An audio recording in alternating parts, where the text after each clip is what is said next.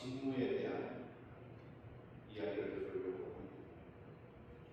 먼저 이제 열정에 대해서 얘기를 해보면 베드로 사도랑 바울 사도는 외형면에 있어서 여러 가지로 별로 일치되어 보이지 않습니다. 출신도 다르고 성향도 다르고 성격도 다르고 예수님과의 관계의 어떤 시작과 끝도 뭔가 좀 이렇게 달라 보여요. 여러 가지로 많이 달라 보이는데 그러면 어디에서 공통점을 찾을 수 있습니까? 현세적으로는 공통점이 거의 없습니다만 예수님께서 이 두 분을 이끌어가신 그 섭리 안에서 공통점을 찾을 수가 있는데 그것이 바로 그것이 열정이라고 할 수가 있습니다. 무슨 얘기냐? 베드로 사도도 예수 그리스도를 통해서 열정의 방향이 바뀌었고 바울 사도도 열정의 방향이 바뀌었습니다. 예수 그리스도를 진정으로 만나기 이전에 베드로와 그 이후의 베드로를 생각하는 거죠. 바울 사도도 마찬가지입니다. 예수 그리스도를 만나기 이전에 바울의 열정과 만난 이후에 바울의 열정은 완전히 달랐습니다. 여러분들도 기억하시듯이 베드로 사도는 예수님의 뜻을 가로막을 정도의 열정을 가진 적도 있습니다. 자기 생각대로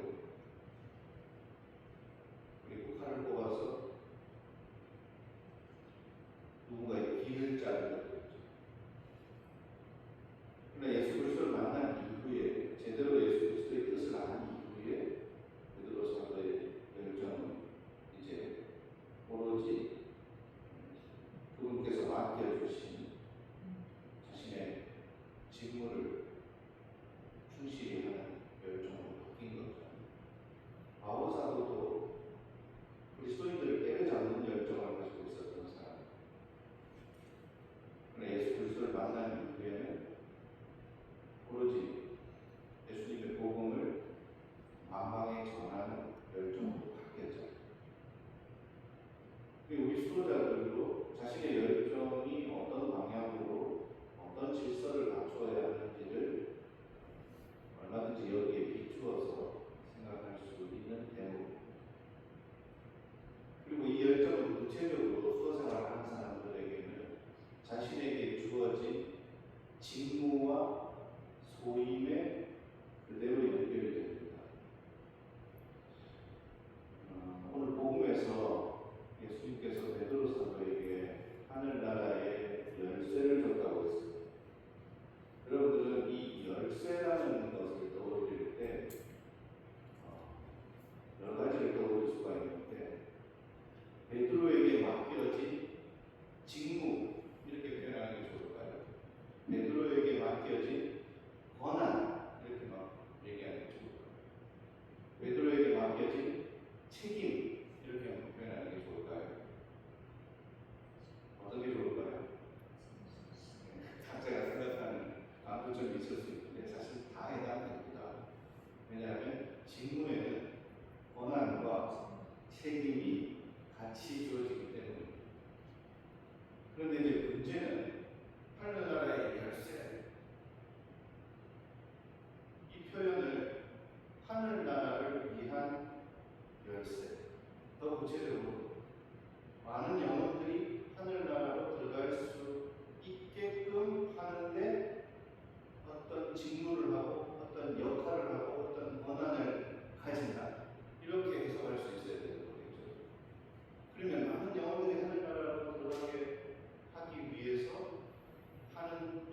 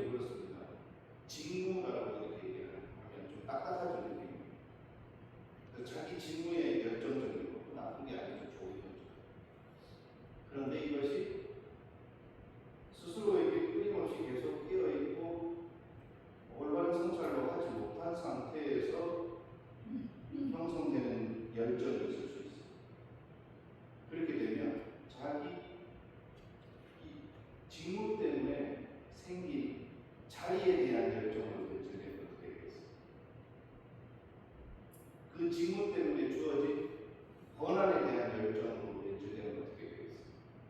그래서 이 모든 것을 잘 해나가기 위해서 권한도 필요하고 어떤 직무도 필요하고 책임도 다 모든 게 필요한데 그것이 그 안에서 질서 잡지 못하게 될 때 발생하는 비극에 대해서 우리가 생각을 해야 된다는 것이죠.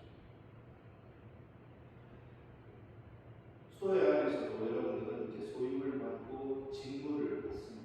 사제는 사제 직무를 받고 또 공동체를 이끌어갈 직무를 받는 사람들, 최고장 상태에서 분원자들, 또 수임장, 또 하나의 나에게 주어진 맡겨진 열쇠로 알고 있습니다.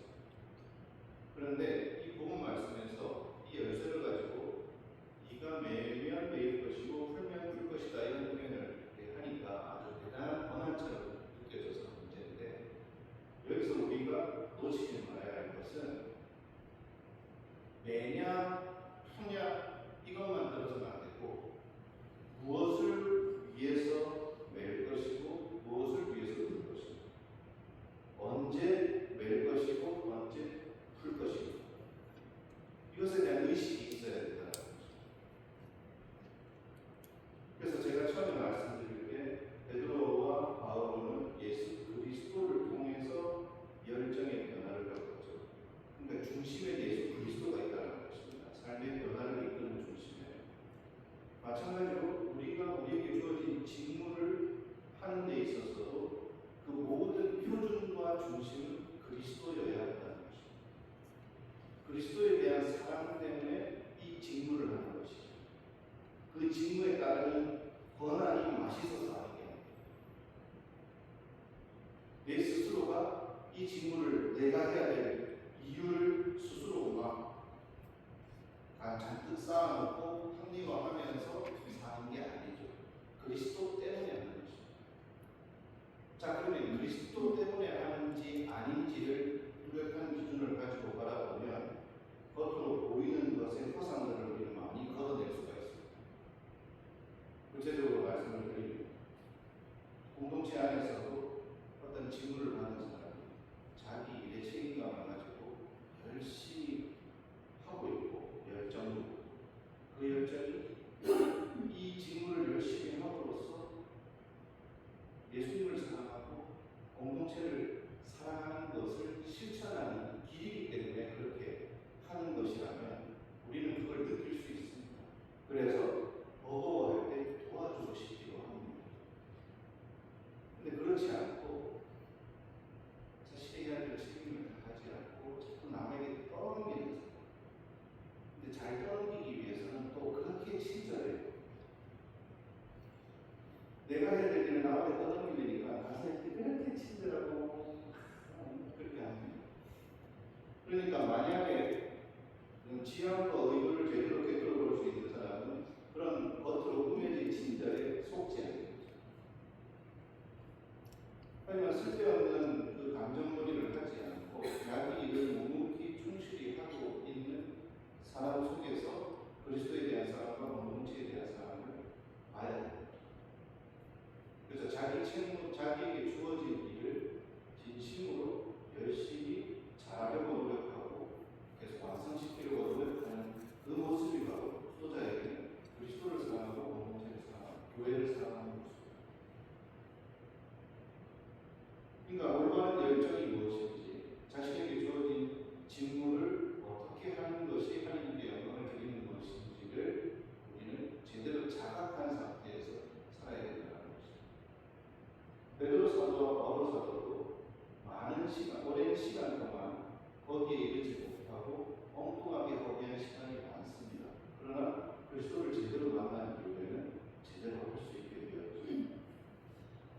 우리가 직무를 잘하고 책임을 다하고 자신의 권한을 하나님께서 맡겨주신 그 뜻에 맞게끔 사용할 줄 알게 되는 것은 수도 생활에 세상 사람들이 원하는 경력처럼 수도 생활의 시간, 지금까지 살아온 시간에 양이 결정해 주지 않습니다.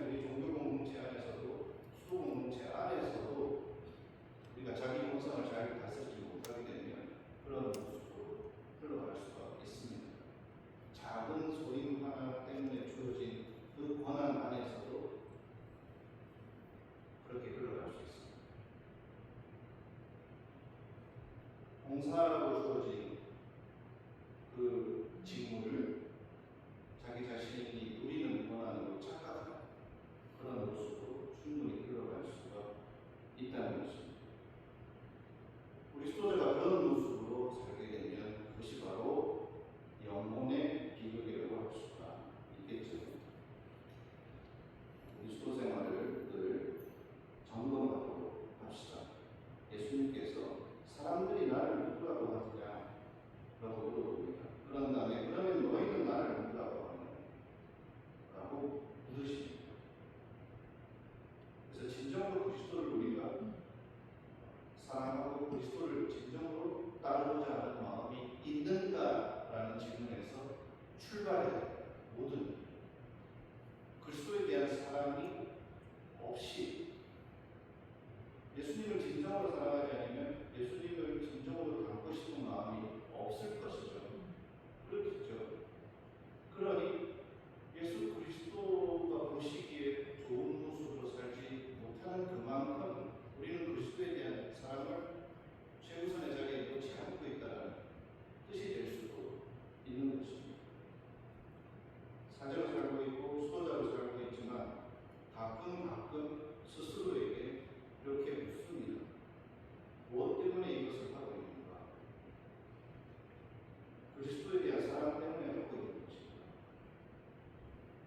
진심으로 그리스도를 닮고 싶은 그 욕망이 있는 거예요.